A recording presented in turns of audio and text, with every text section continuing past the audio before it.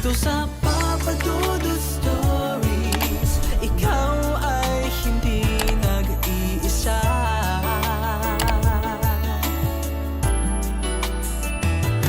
Dito sa Papa Dudut Stories, may nagmamahal sa'yo. Papa Dudut Stories, Papa Dudut Stories. Dear Papa Dudut, sa lahat po ng mga nakatutok ngayon, huwag pong kalimutan mag-like, mag-share at mag-subscribe. Maraming salamat po sa inyong lahat.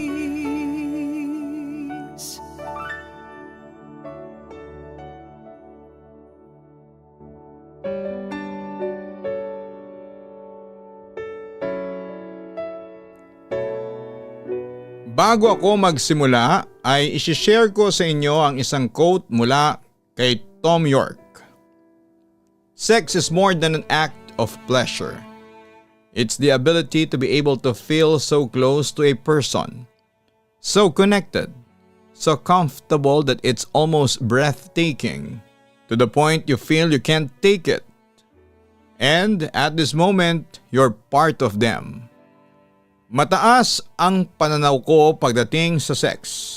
Hindi lang siya simpleng pleasure ng dalawang taong nagmamahalan, kundi isa itong sagradong gawain na gagawin mo lamang na may pagmamahal, at kaakibat nito ang isang responsibilidad na maaaring ibunga nito pagkatapos ninyong magsiping. Anyway, ang iyong YouTube channel na Papa Dudut Stories ang dahilan kung bakit ako nakikinig tuwing gabi. Gumaganda talaga ang tulog ko kapag nakikinig ako sa mga totoong kwento ng buhay. At sa pakikinig ko ay na-inspire ako sa tinampok ninyo dati na istorya ni Ancheli na in-upload last year. Ay sobra talaga akong nakarelate. Although may mga pagkakaiba ng kaunti ang sitwasyon niya sa naging sitwasyon ko. Kaya heto, sumulat din po ako sa inyong programa para i-share ang aking experience sa pag-ibig. Papa Dudut, marami ako naging karelasyon since high school, pero isa sa mga hindi ko makakalimutan ang ibabahagi ko sa inyo ngayon. 4 years ago, nagtatrabaho ako sa isang call center nang makatrabaho ko si Alfred. Hindi niya totoong pangalan. Noong makilala ko si Alfred ay tiyempong kagagaling ko lamang sa isang breakup. By the way, Alfred was a newbie at siya ang tipo ng taong napakatahimik. Hindi siya nakikisalamuha sa iba niyang teammates, although madalas siyang kausap ng mga bosses. Pero Papa Dudut, dahil sa pagiging tahimik niya kaya umusbong ang curiosity ko sa kanya. Grabe, sobrang stressful ng work natin today. Ang sasakit sa ulo ng mga caller natin. Reklamo ng kaibigan kong si Dan habang ako at ang isa ko pang kaibigang si Jane ay umiinom lamang ng kape. Pero sa totoo lang mga friend, nag-enjoy talaga ako sa trabaho ko. Ang sabi ko naman. Sumang-ayon naman doon si Dan. Marami tayong nakakausap. Yun nga lang nakakapagod sa lalamunan. Ay may ba tayo, Jeverlyn? Hindi mo pala natapos yung chika mo sa amin kanina. Yung kinikwento mo sa amin na nakasakay mo sa MRT si Adrian? Curious na tanong naman sa akin ni Jane, referring sa aking ex-boyfriend. So ano, may spark pa ba sa pagitan ninyo ng ex mo? Tanong naman ni Dan na halatang sabik na sabik makakuha ng scoop. Natawa na lamang ako sa pagiging curious ng dalawa. Naku, wala nang spark sa aming dalawa. Pero heto kaloka. Nung magkasalubong kami sa MRT hayon, nagkwentuhan kami na nauwi sa pagtatapat niya ng kanyang nararamdaman para sa akin. Ang sabi niya sa akin mahal pa rin daw niya ako. And he said sorry. Pero sorry na lang siya. Kaya sinabi ko sa kanya na we're finally over. Wala na akong espesyal na nararamdaman sa kanya. Nakamove on na ako. Pahayag ko. Natuwa naman si Jane sa narinig. Buti nga sa kanya. Ganon ang napapala ng mga lalaking palaasa. Naku, buti talaga at nakamove on ka na rin dyan sa lalaking yan. Halos masira ang karir mo noon nang dahil lang sa kanya. Sa totoo lang asar na asar ako sa mga lalaking ganun. Panira sa imahe ng mga lalaki. Natutuwa ring wika ni Dan na ever since maging boyfriend ko si Adrian ay nagpakita na ang kaibigan ko ng pagkadisgusto dito. Pero mga friend, kaya ako masaya sa pagkikita naming yon, nakita ko sa kanya na sisingsisi siya sa ginawa niyang panloloko sa akin. Kumbaga he realized my worth, kaso ang mali niya, pinakawalan pa niya ako. Ayan tuloy, sobrang pagsisisi niya, dagdag ko pa. Samantala ay napansin namin ni Dan at tila may tinatanaw sa malayo ang aming kaibigan. O Jane, sino yung tinitingnan mo dyan? Tanong ni Dan sa kanya. Kilala niyo na ba yung bagong hire na call center agent na nasa team natin? Ayan o, wika ni Jane habang hindi inaalisan ng tingin ang kararating lamang na newly hired call center agent. Sino sa mga yan? Lahat namang mga yan bagong teammates natin. Naguguluhang tanong pa ni Dan. Hanapin niyo dyan yung pinakagwapo. Yun lamang ang sabi sa amin ni Jane. Hinanap ko naman ang sinasabi niyang pinakagwapo at isa lang ang nakita ko. So do you mean si Alfred? Exactly! Ang gwapo niya, hindi ba? Kaso mukhang workaholic. Sana single pa siya. Wika ni Jane na halatang may gusto sa lalaking yon. Kaso sa itsura niyan, malabong single yan.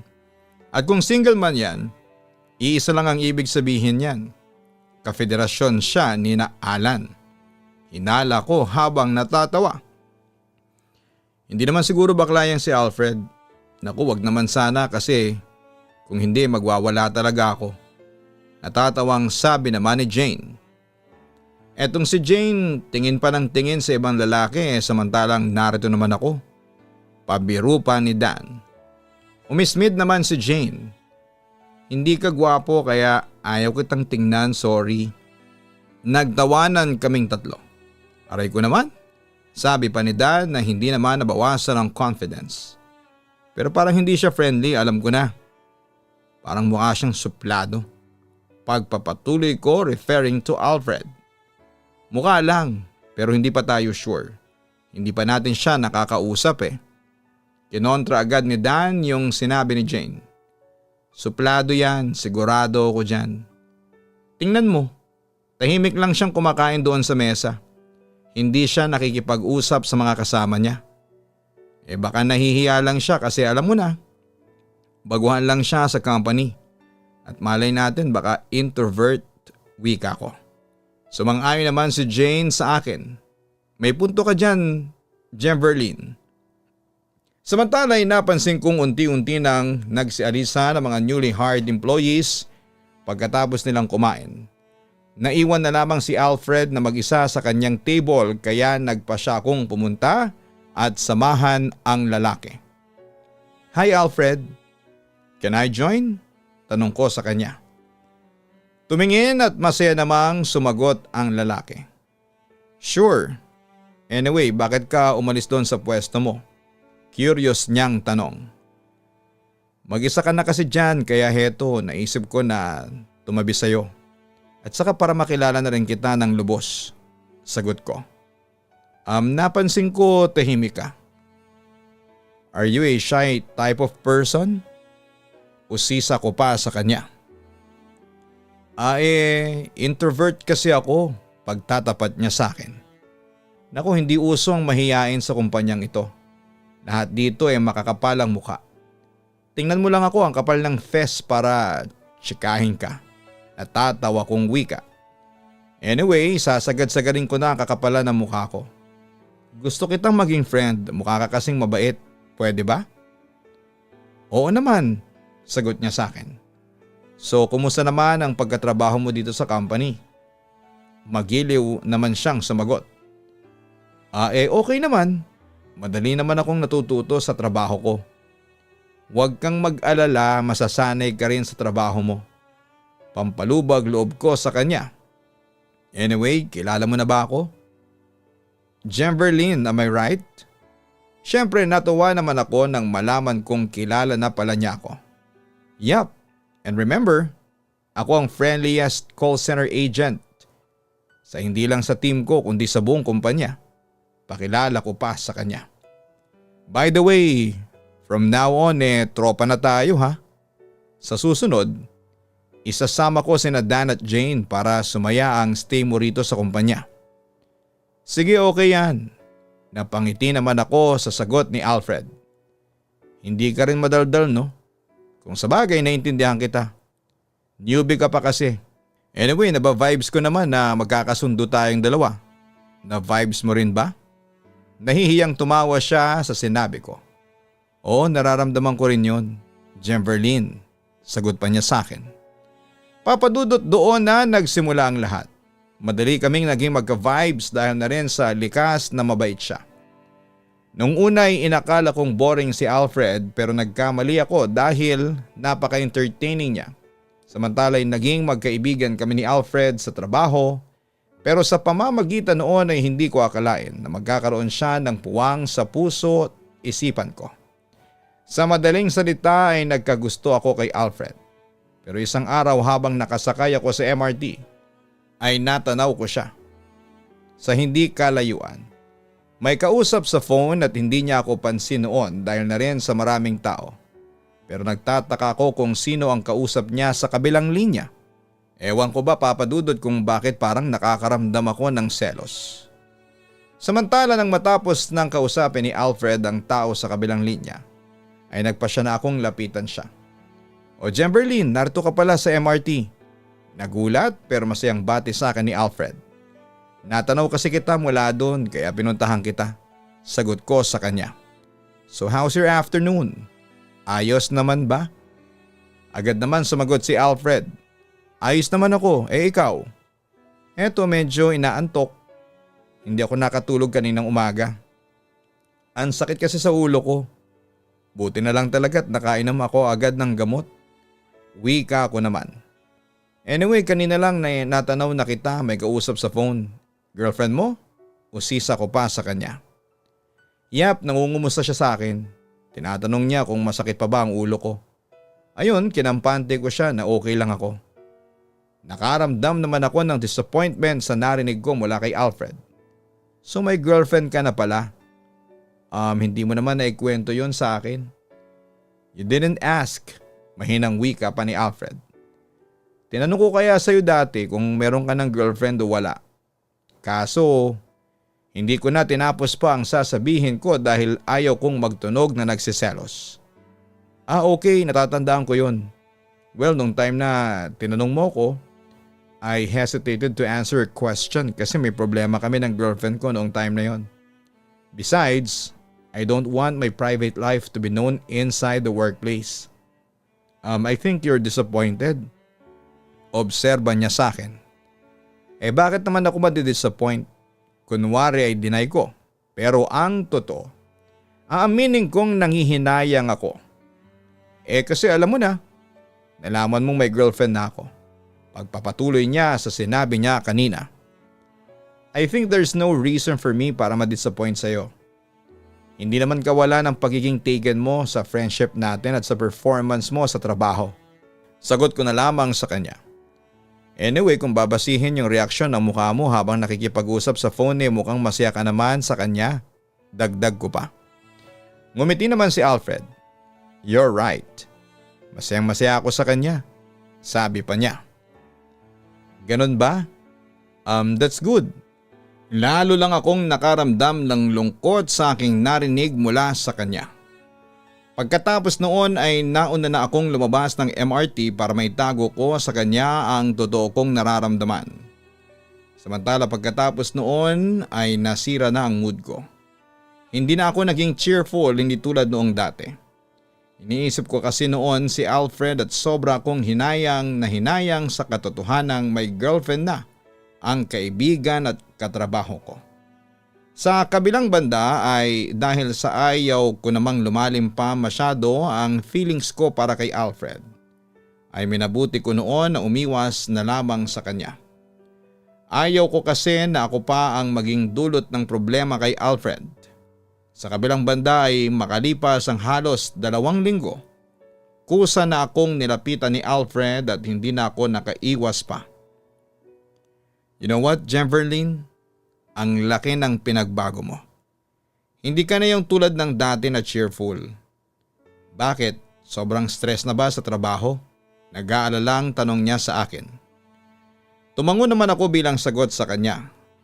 Kaya nga gusto kong mag-file muna ng vacation leave. Dagdag ko pa. Naku, ituloy mo yan. Kailangan mong mag-break muna sa trabaho. Because salata na sa itsura mo na haggard ka. Pagsang-ayon niya sa akin. Paano hindi ako mahahagard panay ang pag-iisip ko. Malungkot kong wika. Is it work-related? Concerned niyang tanong sa akin. Or more likely personal issues?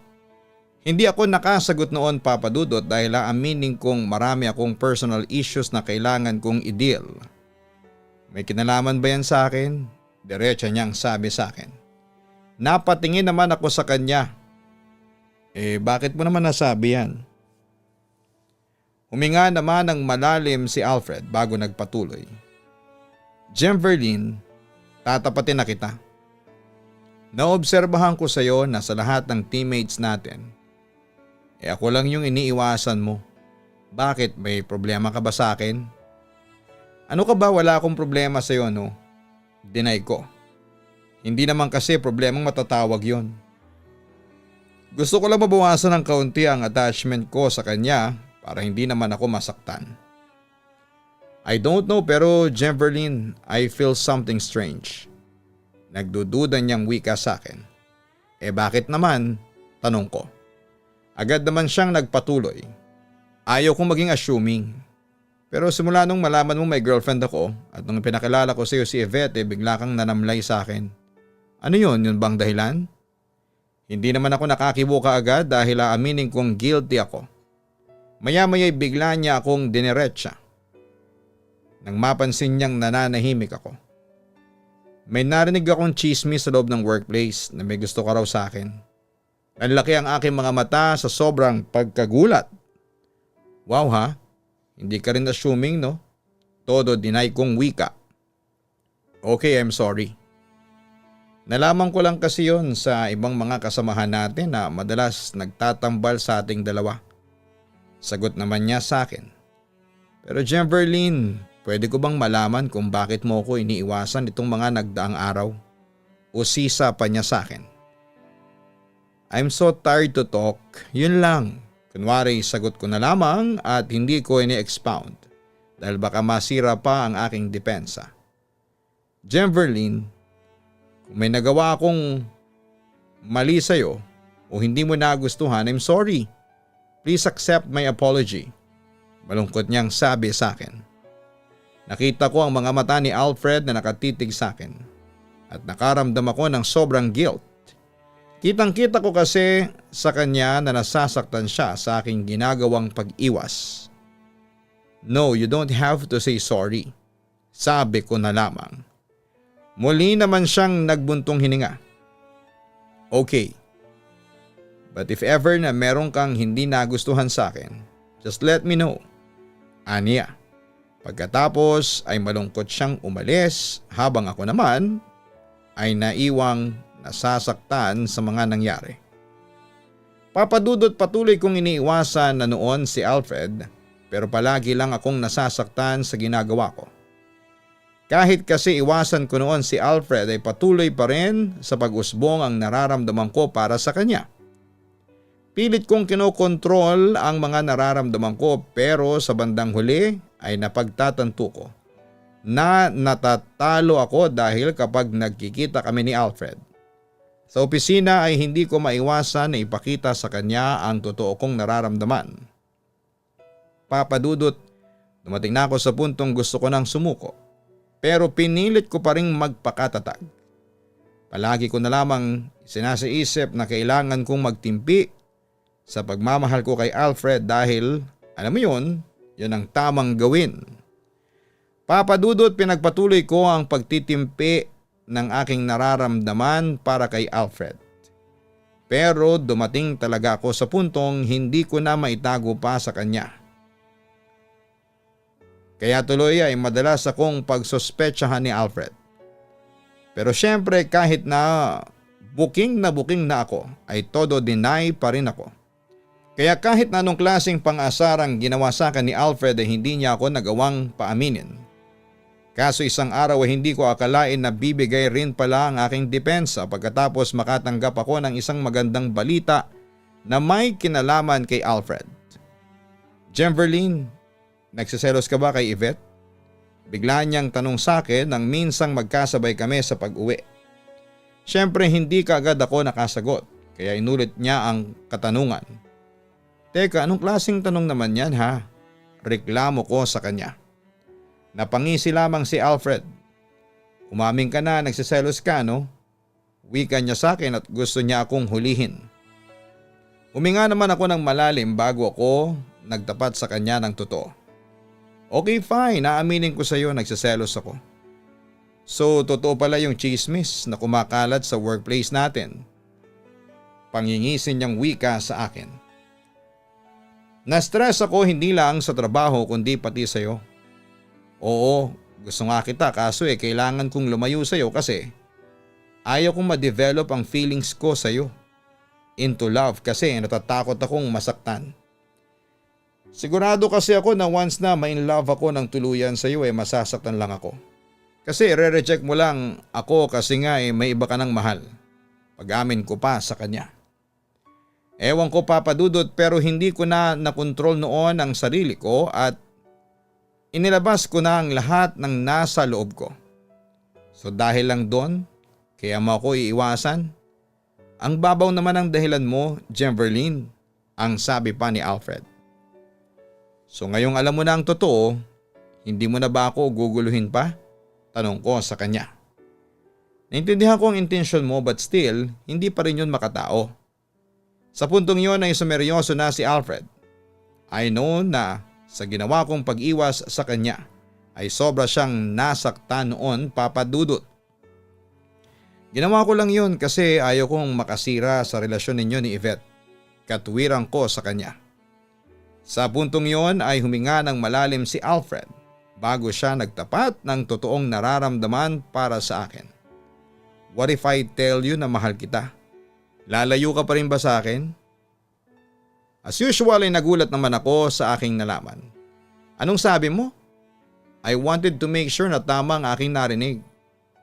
You heard it right, I love you, sabi niya sa akin. Pero paano si Yvette? Tanong ko sa kanya. Nag-break kami kahapon lang. Siya mismo ang nakipag-break sa akin. In love siya sa ibang lalaki.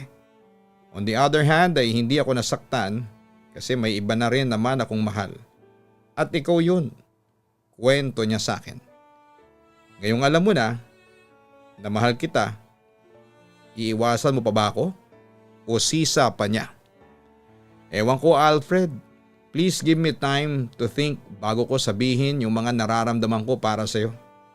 Ang sabi ko na lamang.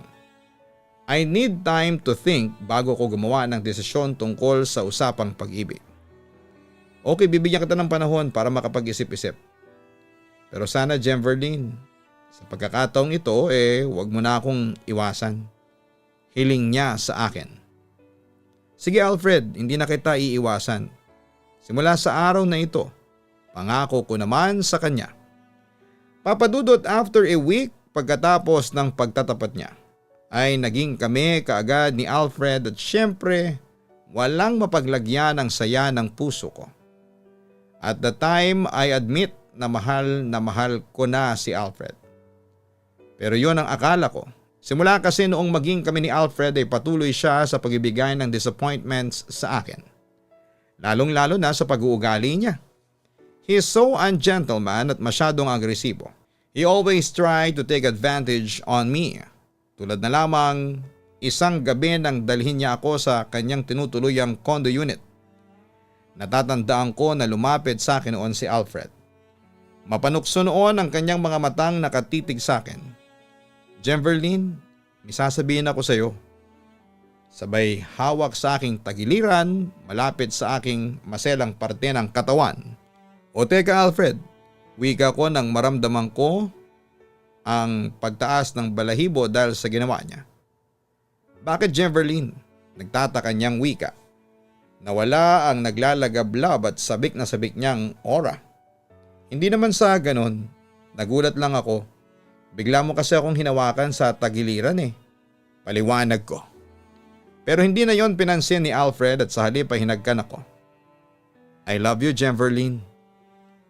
Teka Alfred, umalag ako dahil alam ko na ang gusto niyang ipahiwatig sa akin. Gusto niya ng sex at hindi pa ako handa para sa ganon. Actually, that time ay virgin pa ako at sa katunayan ay isa yon sa mga naging dahilan kaya naghiwalay kami ng ex kong si Adrian. Dahil ayaw kong isuko noon sa kanya ang aking virginity. Please, huwag kang matakot. Mahal mo naman ako, hindi ba? Pagkukumbinsi pa niya sa akin. Oo, pero hindi pa ako handa. Sagot ko. Pinalaki ako ng aking mga magulang sa isang conservative environment at naniniwala ako na kasal muna bago sex. Yon ang aking prinsipyo na ayokong baliin. Huwag kang mamutla. Puna niya sa akin while trying to caress me. Ano ba kasi ang plano mo? Kunwari sabi ko sa kanya. Hindi mo ba alam? Jemverlyn, we're mature enough. At saka nagmamahala na tayo. Hindi ba? Pananagutan naman kita. Promise niya sa akin. Alfred, no I can't. Palag ko. Sa puntong yon ay naging seryoso na ang mukha ni Alfred. Mahal mo ba ako? Kasi kung mahal mo ako ibibigay mo sa akin ang gusto ko. No Alfred, hindi mo lang doon masusukat ang pagmamahal ko sa iyo. I'm sorry pero hindi ko ibibigay sa iyo ang sarili ko hanggat hindi tayo kasal. Pagtutol ko na siya namang kina-frustrate ni Alfred. Pagkatapos noon ay umalis na ako while nagdabog naman si Alfred. Papadudot, alam ko na sa puntong yon na magbabago na ang lahat. Samantala isa talaga sa ayaw ko sa mga lalaki ay ang sobrang agresibo pagdating sa sex. At isa yon sa mga nagpa-disappoint sa akin kay Alfred. Nung unay nakukuha ko pang pagpasensyahan. Pero sa bawat pagkikita namin ay palagi niya akong sineseduce. Naibigay ko na sa kanya ang pagkababae ko. Hindi ko tuloy maiwasan na ma-offend sa mga ginagawa niya. He even dared me na kapag hindi ko raw ibinigay sa kanya ang pagkababae ko, ay hihiwalayan niya ako. Papadudot, from that point I realized na hindi ako mahal ni Alfred. And he wanted me because of personal pleasure. For him, having a girlfriend is like having a toy na kahit kailan ay pwede niyang paglaruan at pagparausan. Papadudot, I'm not the type of girl that he wants. At dahil doon, kaya ako nagdesisyon na makipaghiwalay sa boyfriend ko. I'm sorry, Jemverlyn. Kung na-offend ka sa ginawa ko sa iyo dati. I'm sorry at sana naman ay mapatawad mo ako. Sabi niya sa akin nang minsang magkaroon kami ng pagkakataon na makapag-usap. Nagbuntong hininga muna ako bago ako gumawa ng isang desisyon. Okay, pinapatawad na kita. Kung gano'n ay makikipagbalikan ka na sa akin? Umiling ako sa kanyang sinabi. Maaaring pinatawad na kita. Pero buo ang desisyon ko na hindi ako makikipagbalikan sa iyo. Jemverlyn naman. Mahal na mahal kita. Ngunit naputol yon nang sabihin ko sa kanya ang katotohanan. Hindi mo ko mahal, Alfred. Kasi kung mahal mo ako ay irerespeto mo yung desisyon ko noon kaso ilang beses kang nagpumilit sa akin. Tapos madalas mo kong takutin na makikipaghiwalay ka na sa akin kapag hindi ko ibinigay sa iyo ang pagkababae ko. At heto nga, nakikipaghiwalay ka sa akin. Sa ginawa mong yon I just realized na hindi mo nga talaga ako mahal. Na virginity lang ang gusto mo sa akin. Kung ganyan kasi ang pag-iisip mo ay hindi ako ang babaeng nararapat para sa iyo. Paliwanag pa niya. Pananagutan naman kita. Insist niya. Hindi katwiran yon, Alfred. At saka siguro blessing in disguise na rin.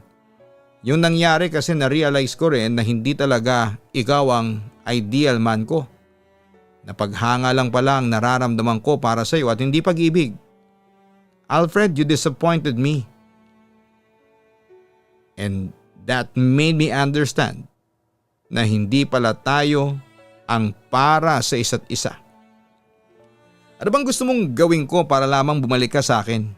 Halos maiyak na siya sa tanong na ibinato niya sa akin. Wala, Alfred. Buo na talaga ang desisyon ko. Hanggang dito na lang talaga ang relasyon natin. Wika ko sa kanya. Hindi mo alam kung gaano kasakit sa akin yung ginagawa mo. Pero sige, tatanggapin ko kasi kasalanan ko rin naman. Na walang pagmamahal mo sa akin ang dahil lang sa isang pagkakamali. Sige, Jemverlyn, tatanggapin ko yung kinilabasan ng pagkakamali kong yon kahit na masakit sa akin. Aniya habang umiiyak sa aking harapan. Papa Dudut, hindi pa natapos doon ang lahat. Nagpatuloy pa noon sa pangungulit si Alfred sa akin pero matigas na ako. Kaya sa huli sumuko na lamang siya at sinubukang tanggapin na hanggang doon na lamang ang relasyon namin. Papa Dudut, on my part, inaamin ko na nahirapan din akong mag-move on dahil minahal ko rin po si Alfred. Bukod sa isang kumpanya lamang kami nagtatrabaho at madalas kaming magkita roon pero sa pagdaan ng panahon ay unti-unti ring nawala ang feelings ko para sa kanya. Ganon din siya sa akin, Papa Dudut.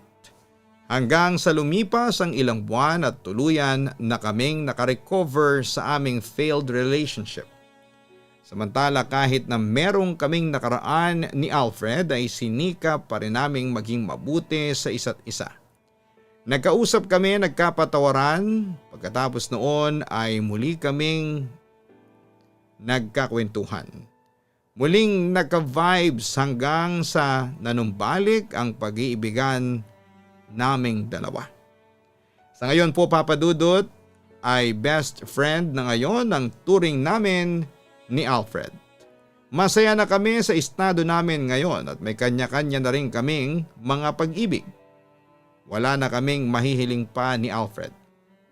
Papa Dudut, hanggang dito na lamang po ang sulat ko and hopefully ay makarating po ito sa inyo. Thank you and more power, Papa Dudut. Sana'y magpatuloy sa pagiging number 1 ang Papa Dudut Stories. Lubos na gumagalang, Jemverlyn. Kung tunay mong mahal ang isang tao, irerespeto mo ang kanyang pinapaniwalaan at mga prinsipyo. Sa kaso po ni Alfred ay mahal lamang niya si Jemverlyn kasi meron siyang inaasam dito na hindi pa niya nakukuha. Para sa kanya ang pag-ibig ay umiikot lamang sa sex, which is not the case. Hindi lamang sex ang involved sa pag-ibig. Nariyan ang respeto, pag-unawa at pag-aaruga. At pagtanggap sa buong pagkatao ng taong mahal mo. Mababaw ang dahilan ni Alfred na kaya hindi maibigay ni Jemverlyn ang kanyang virginity.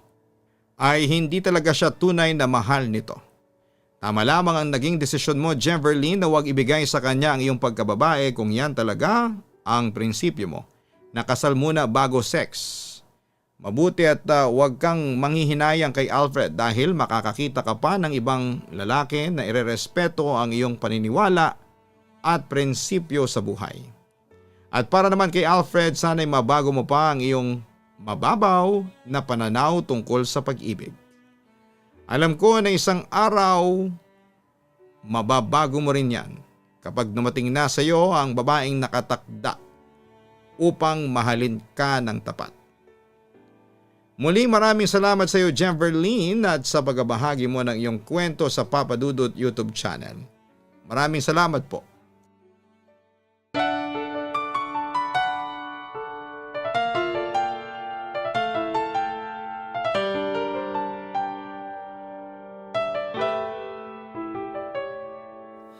Ang buhay ay mahiwaga,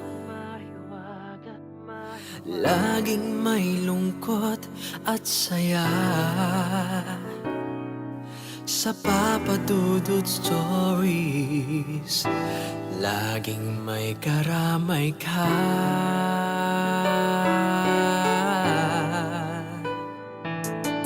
Mga problemang kaibigan, dito ay Pakikinggan ka sa Papa Dudut Stories. Kami ay iyong kasama dito sa Papa Dudut Stories. Ikaw ay hindi nag-iisa.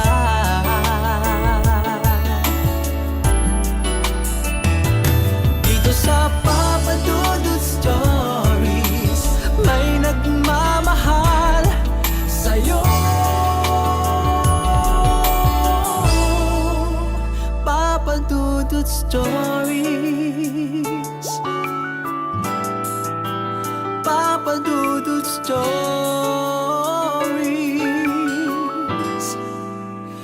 Papa Dudut Stories. Matakot, kabahan sa mga kwentong nakakagimbal sa Kaistorya YouTube channel with daily post at 7 p.m. Dito sa